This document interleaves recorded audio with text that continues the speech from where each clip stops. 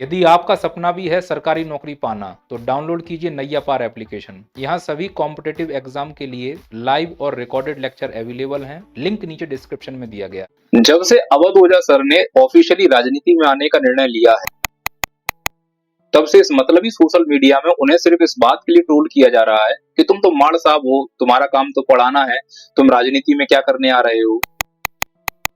और जो गैंग इनको ट्रोल कर रही है वो गलत नहीं है भाई। किसी भी व्यक्ति की ट्रोलिंग होना, आलोचना होना, मेरा मानना है कि उसके व्यक्तित्व को निखारती है। पर इस ट्रोलिंग के पीछे इस गैंग की मंशा क्या है? मंशा है हमारे समाज को एक मैसेज देना, और मैसेज बहुत स्पष्ट है। वो चीख चीख कर हमसे कहना चाहते हैं कि अब हमारे समाज की जो दिमागी संरचना है वो एकदम सड़ चुकी है, और हमारे दिमाग में अब ये डाल दिया गया है कि हमारा कोई भी नेता जो अब भविष्य में हमारा नेतृत्व करेगा वो पढ़ा लिखा नहीं होगा। और अगर कोई पढ़ा लिखा व्यक्ति जैसे कि अवध ओझा, विकास दिव्य कीर्ति, खान सर, अगर ये भविष्य में राजनीति में आना चाहते हैं तो इसी ट्रोलिंग गैंग के द्वारा इनकी इतनी ट्रोलिंग करो, इतनी आलोचना करो कि राजनीति में कदम रखने से पहले इनका दम घुट जाए। और जो लोग इस ट्रोलिंग का समर्थन कर रहे हैं ना, मैं ये बात लिख के दे सकता हूं कि उनके दिमाग में जहर भर दिया गया है कि शिक्षक का काम केवल पढ़ाना है, शिक्षक का राजनीति से कोई लेना देना नहीं है। राजनीति तो केवल वही करेगा भारत में जो गुंडा हो, मवाली हो, छिछोरा हो और अनपढ़ हो। और बचपन से उनके दिमाग में एक छवि डाली गई कि बेटा तुम्हारा नेता वही होगा जो कम से कम 15-20 बलात्कार कर चुका हो, 20-40 मर्डर कर चुका हो, ढेर सारी एफआईआर हो, नंबर 1 का भ्रष्टाचारी हो और खतरनाक वाला झूठ बोलता हो, वही तुम्हारा नेता होगा। और ऐसी ट्रेनिंग नेताओं के लड़कों को दी जाती है। वो विदेश से पढ़कर आते हैं और मन से खड़े होकर उन्हें बस झूठ बोलना होता है कि हम तुम्हारे धर्म की रक्षा करेंगे, हम तुम्हारी जाति की रक्षा करेंगे। वो कभी मन से ये नहीं बोलेंगे कि हम तुम्हारे लिए स्कूल बनाएंगे, कॉलेज बनाएंगे। अगर भाषण देते भी हैं तो वो काम कभी पूरा नहीं हो सकता है, क्योंकि अगर तुम पढ़ लिख गए तो तुम्हें ये समझ में आ जाएगा कि एक्चुअली तुम्हारे अधिकार हैं क्या। तो इसीलिए पढ़े लिखे लोगों को राजनीति में आने से रोकना है, जिससे तुम्हें अपने अधिकारों का ज्ञान ना हो जाए। क्योंकि तुम्हें अगर अपने अधिकारों का ज्ञान हो गया तो राजनेता के जो बच्चे हैं वो भिखारी हो जाएंगे, तुम्हारी तरह बेरोजगार हो जाएंगे। उनके बच्चे बेरोजगार ना रहें, इसीलिए तुम्हारा अनपढ़ रहना बहुत जरूरी है। और तुम अनपढ़ तभी रह सकते हो जब पढ़े लिखे लोग राजनीति से बाहर रहें। इसी उद्देश्य से ये ट्रोलिंग गैंग काम करती है। दो ही उद्देश्य है, पढ़े लिखे लोगों को राजनीति से बाहर रखना और अनपढ़ लोगों को राजनीति में बनाए रखना। आप में से अधिकांश लोग सिर्फ इस बात को सुनने का वेट कर रहे हैं कि क्या मैं अवध ओझा सर के इस डिसीजन का समर्थन करता हूं कि शिक्षक होने के बाद वो राजनीति में जा रहे हैं। तो मेरा जवाब है हाँ, मैं अवध ओझा सर के इस डिसीजन का समर्थन करता हूं, और समर्थन के लिए मैंने टोपी भी पहनी हुई है। अवध ओझा सर क्लास में पढ़ाते समय इसी प्रकार की टोपी पहनते हैं। वसरते ये समर्थन मेरा तभी तक है जब तक अवध ओझा सर की टोपी अवध ओझा के सर पर है। राजनेता बनने के बाद कहीं ये टोपी जनता को न पहना दें, मैं अपना समर्थन वापस ले लूंगा। अब आप में से कई लोग ये सोच रहे होंगे कि मैं इतनी प्रबलता से अवध ओझा सर की वकालत क्यों कर रहा हूँ। बस यही मेरी वीडियो की थीम है और यही मेरा पॉइंट ऑफ व्यू है। देखने में लग रहा है कि मैं अवध ओझा सर का समर्थन कर रहा हूँ, पर हकीकत यह है कि अवध ओझा सर की आड़ में मैं हर उस व्यक्ति का समर्थन कर रहा हूँ जो पढ़ा लिखा है और जिसका कोई आपराधिक रिकॉर्ड नहीं है और वो राजनीति में जाने की हिम्मत कर रहा है, और अवध ओझा सर उसमें से एक है। और ठीक इसी प्रकार से अवध ओझा का भी मनोबल तोड़ने के लिए ये ट्रोलिंग वाला कार्यक्रम किया गया। और लगातार एक ही प्रकार का प्रश्न पूछा जा रहा है कि अगर अवध ओझा को राजनीति में आना ही था तो आम आदमी पार्टी ज्वाइन क्यों की, बीजेपी या कांग्रेस क्यों नहीं ज्वाइन की। ट्रोलिंग के अलावा न्यूज चैनलों में भी इसी प्रकार का प्रश्न पूछा जा रहा है। यह भूल गए हैं हम लोग कि हम लोकतंत्र में रह रहे हैं भाई। सबको आजादी है, जो भी जहां चाहे वहां जुड़ सकता है। खैर, आम आदमी अवध ओझा ने क्यों ज्वाइन की, इसका जवाब तो अवध ओझा के ही पास है। अगर मुझसे कोई पूछेगा तो मैं ये कहूंगा कि कोई भी व्यक्ति किसी संगठन से जब जुड़ता है तो उसके पीछे के दो कारण होते हैं। पहला उसकी विचारधारा, दूसरा उस व्यक्ति का व्यक्तित्व। अब इस अमृत काल में किसी भी पार्टी की विचारधारा गई तेल लेने, साले कब कहां कौन गड्ढबड्ढ कर ले पता नहीं। रही बात व्यक्तित्व की, तो अवध ओझा का जो व्यक्तित्व है, अगर किसी पार्टी के नेतृत्व के व्यक्तित्व से मैच खाएगा तो वहां जुड़ जाएंगे। तो कांग्रेस से इनका मैच क्यों नहीं खाया? कांग्रेस के जो नेतृत्व करता है उनका व्यक्तित्व कैसा है? व्यक्तित्व की तो नहीं कहूंगा, लेकिन जो आम भाषाओं में या आम जगह देखने को मिलता है उनके बारे में कि वो उतना पावरफुल नहीं है, प्रेजेंट ऑफ माइंड नहीं रहते हैं, आउट हो जाता है उनका कभी कभी एंटीना। तो ऐसा लगता है कि अवध ओझा वहां मैच नहीं कर पाते, बौद्धिक स्तर उतना नहीं दिखा। अवध ओझा की बातें बहुत तार्किक हैं, बहुत धरातल पर हैं, तो शायद इसीलिए कांग्रेस से नहीं जुड़े। तो अवध ओझा बीजेपी में क्यों नहीं गए?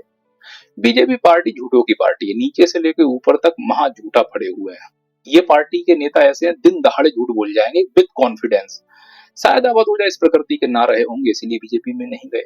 तो फिर आम आदमी पार्टी ज्वाइन क्यों की अवध ओझा ने? देखिए, आम आदमी पार्टी वो ज्वाइन करते हैं जो महामतलबी होते हैं, और अवध ओझा तो मौकाटेरियन व्यक्ति हैं। अवध ओझा ने इसीलिए आम आदमी पार्टी ज्वाइन की, है ना, मौका मिलते ही पलट जाना, यही इस पार्टी की विशेषता है, और ऐसे लोग वहां जाकर जुड़ेंगे। इसका मतलब जो मैंने अभी बात बोली थी कि अवध ओझा की गारंटी में नहीं ले सकता, हो सकता है नेता बनने के बाद अपनी टोपी जनता के सर पहना दें, वो इसी नेचर की वजह से। मौकाटेरियन क्यों बोल रहा हूँ? ऐसा नहीं कि सीधे ये आम आदमी पार्टी के पास गए, इससे पहले कांग्रेस से भी इन्होंने कुछ प्रयास किए थे, पर कांग्रेस ने नहीं दिया। अब अगर ये कांग्रेस के पास गए हैं तो इसका मतलब कांग्रेस वाली प्रवृत्ति इनके अंदर भी होगी, मतलब पूर्णतः ये बुद्धिमान नहीं है। बीजेपी से भी इन्होंने प्रयास किए थे, और अगर ये बीजेपी के पास गए इसका मतलब यह पूर्णतः हरिश्चंद्र नहीं, झूठ बोलते होंगे। अंततः मौका मिलते ही आम आदमी पार्टी में शामिल हो गए। अब कितने दिन तक चल पाते हैं, क्योंकि वहां मौका है तो रहोगे, मौका गया तो टीम से बाहर हो जाओगे।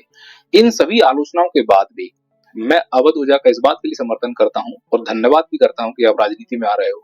मेरा समर्थन सिर्फ इस बात के लिए है कि ऐसे व्यक्तियों को राजनीति में आने की बहुत आवश्यकता है।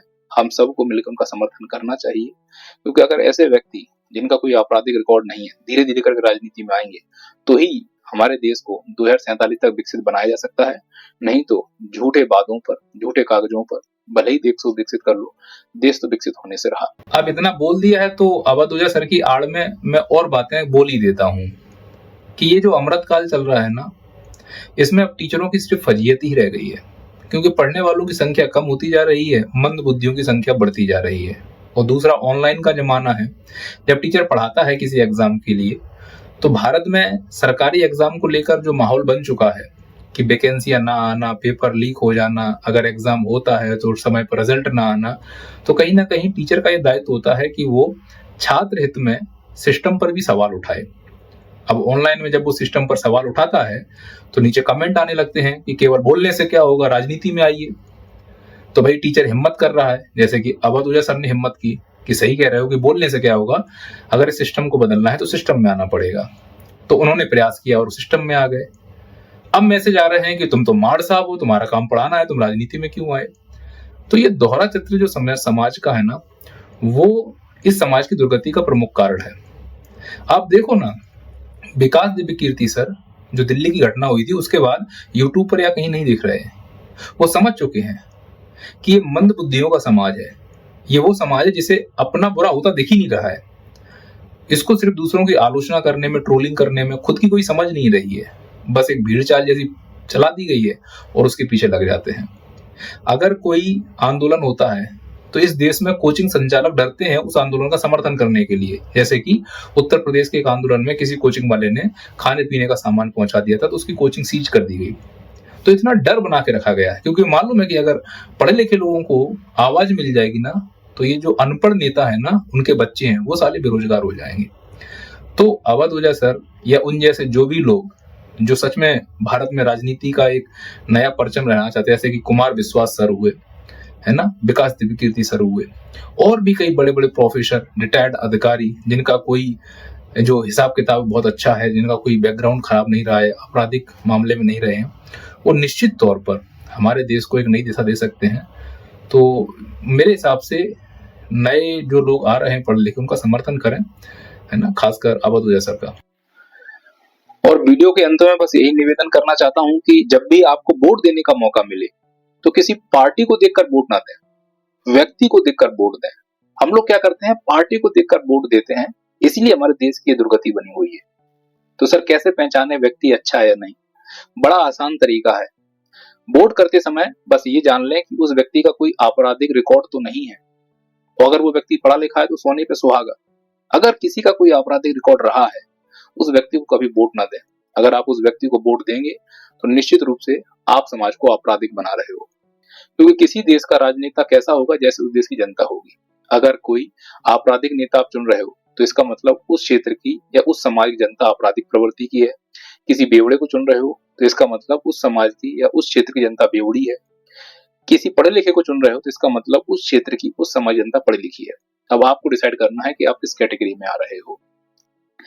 अगर पढ़े लिखे व्यक्ति जीतना शुरू कर दिए तो इसका मतलब है समाज में परिवर्तन आ चुका है, और अभी भी अगर पार्टी के नाम पर वोट मिलेगा किसी भी नाचने वाले, गाने वाले, जिनका कोई बैकग्राउंड ही नहीं है राजनीति का, जिनका कोई उद्देश्य ही नहीं है समाज सुधारने का, जो भी आपराधिक प्रवृत्ति के लोग हैं, अनपढ़ हैं, बलात्कारी हैं, बड़े बड़े घोटाले के नाम हैं, नाम सामने आ गए हैं, फिर भी राजनीति कर रहे हैं, उप मुख्यमंत्री बनाए जा रहे हैं, तो इसका मतलब फिर गलती आपकी और हमारी है। तो अभी समाज को और समय लगेगा, फिर भले ही 2047 टारगेट रख लो विकसित भारत बनाने का, ये सब झूठी बातें हैं। अगर सच में विकसित भारत बनाना है तो सबसे पहले राजनीतिक संरचना सुधारनी होगी, और राजनीतिक संरचना सुधारने का एक ही काम है, जितने भी आपराधिक प्रवृत्ति के लोग हैं उनको इस राजनीति से बाहर करो, जो पढ़े लिखे लोग हैं उनको राजनीति में आने दो। अब उनकी आलोचना इस बात में मत करो कि तुम्हारा काम शिक्षा का है या तुम्हारा का काम और है। कोई भी व्यक्ति जिसका आपराधिक रिकॉर्ड नहीं है, मेरा मानना है कि वो समाज के लिए अच्छा करेगा। अगर किसी का आपराधिक रिकॉर्ड है तो वो समाज के लिए कभी अच्छा नहीं हो सकता, वो खतरनाक ही होगा। मेरी बात समझ में आए तो सपोर्ट करें, अगर कोई शिकायत है तो मैसेज करें। जय हिंद, जय भारत। यदि आपका सपना भी है सरकारी नौकरी पाना तो डाउनलोड कीजिए नैया पार एप्लीकेशन। यहाँ सभी कॉम्पिटिटिव एग्जाम के लिए लाइव और रिकॉर्डेड लेक्चर अवेलेबल हैं। लिंक नीचे डिस्क्रिप्शन में दिया गया है।